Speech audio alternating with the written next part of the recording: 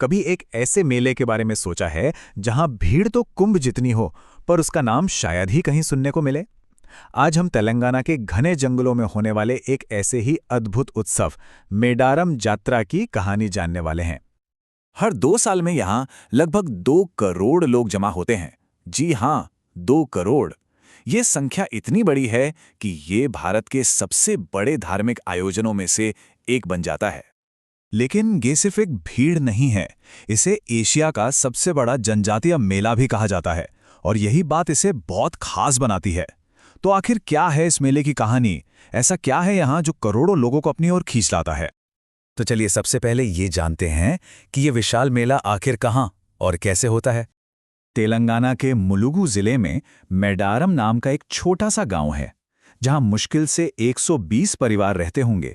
लेकिन हर 2 साल में ये शांत सी जगह एक विशाल शहर में बदल जाती है। मतलब सोच कर देखिए ये बदलाव कितना जबरदस्त होगा।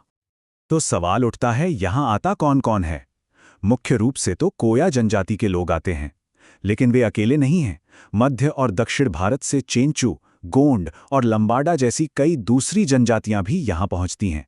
और सबसे दिलचस्प बात तो यह है कि अब शहरों से भी बहुत से लोग बड़ी बड़ी गाड़ियों में इस अनोखे उत्सव का हिस्सा बनने आ रहे हैं। अब जरा सोचिए, इतनी बड़ी भीड़ को संभालना ये कितना बड़ा काम होगा।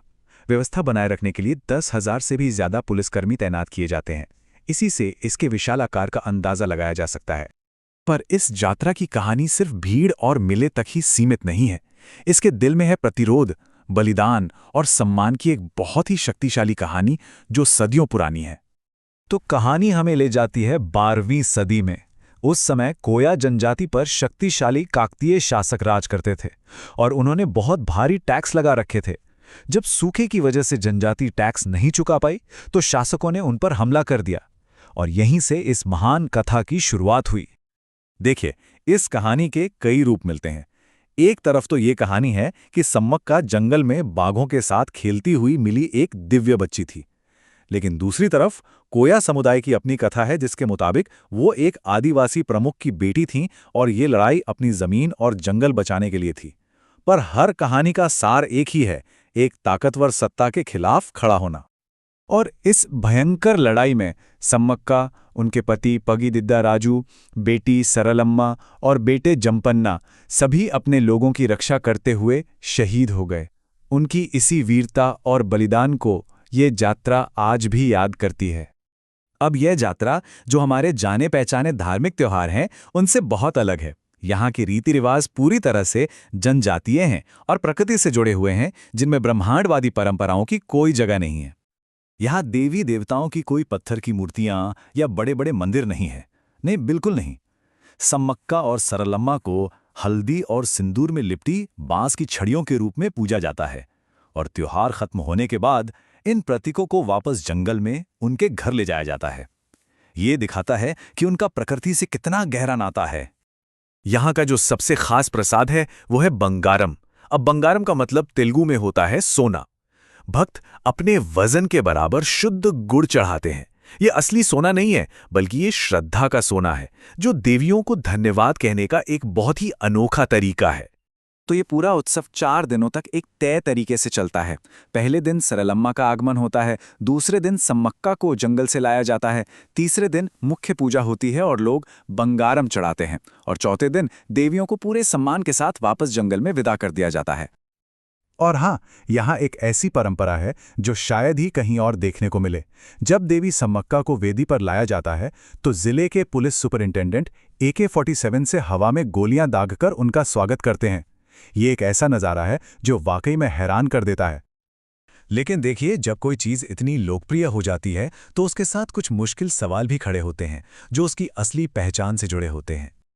इतिहासकार प्रोफेसर भंग्या भुक्या जैसे जो एक्सपर्ट्स हैं वो एक चिंता जताते हैं। उनका मानना है कि इस मेले का हिंदूकरण हो रहा है, और जैसे जैसे ये मुख्य धारा में पॉपुलर हो रहा है, इसकी अपनी अनोखी आदिवासी पहचान धीरे धीरे मिटती जा रही है। अगर हम देखें कि ये त्योहार शुरू क्यों हुआ था और आज क्या बन गया है, तो फर्क साफ नजर आता है। एक जमाना था जब ये एक अत्याचारी शासक के खिलाफ विद्रोह का जश्न था, लेकिन अब ये धीरे धीरे एक धार्मिक आयोजन बनता जा रहा है। वीआईपी कल्चर और बाहरी प्रभाव इसके मूल रूप को बदल रहे हैं। और इसी बदलाव की वजह से कोया समुदाय के मन में कई डर हैं। उन्हें डर है कि कहीं उनकी देवियों को हिंदू देवी देवताओं का रूप न दे दिया जाए, कहीं त्योहार पर से उनका कंट्रोल खत्म न हो जाए, और कहीं धीरे धीरे उन्हें अपनी ही परंपरा से बाहर न कर दिया जाए, जैसा कि इतिहास में दूसरी जनजातियों के साथ हो चुका है। और ये सब हमें एक बहुत ही जरूरी और गहरे सवाल पर लाकर खड़ा कर देता है कि जब कोई परंपरा इतनी बड़ी हो जाती है तो उसका असली मालिक कौन होता है। देखिए, एक तरफ तो मेडारम यात्रा की लोकप्रियता उसे देश भर में पहचान दिला रही है, बेहतर सुविधाएं मिल रही हैं, लेकिन दूसरी तरफ यही लोकप्रियता उसकी आत्मा को, यानी उसकी अनोखी आदिवासी संस्कृति को खत्म करने का खतरा भी पैदा कर रही है। ये एक दोधारी तलवार की तरह है। तो सवाल यही है कि जब किसी संस्कृति का जश्न लाखों लोग मनाने लगते हैं, तो उसकी आत्मा को, उसकी असली पहचान को कौन बचाएगा? ये एक ऐसा सवाल है जिसका जवाब हम सभी को मिलकर खोजना होगा।